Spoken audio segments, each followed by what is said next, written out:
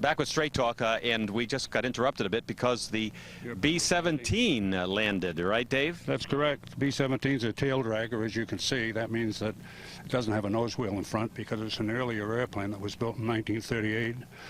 And they built about, 13,000 of those during the war, and they bombed Berlin with those and the B-24. B-24 is a nose wheel airplane, later design, you know, so that the nose is on the ground when you take off. And they're easier to land, as I know as a pilot, yes. Right, because of crosswinds and stuff, they're a lot easier.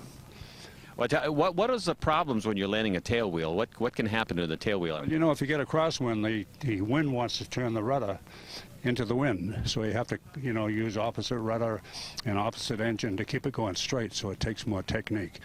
Now, the tail wheel on the B-17, is that controllable, or do you just break the main wheel? You can lock the tail wheel, so you know, it's locked straight. That helps.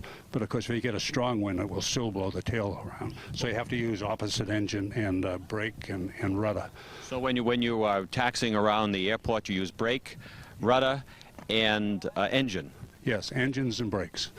Yep, and also, you know, the engines control it more than the anything else. So you use, you know, engines to control directional control. That must cause the brakes to wear out often. Well, yeah, that's the name of the game, right? Now, all these airplanes of this type are high maintenance, aren't they?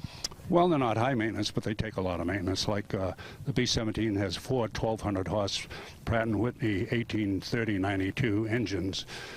Which they happen to be plenty of surplus around, so they get about 8 to 1,000 hours out of each engine, and then they have to replace them, overhaul them.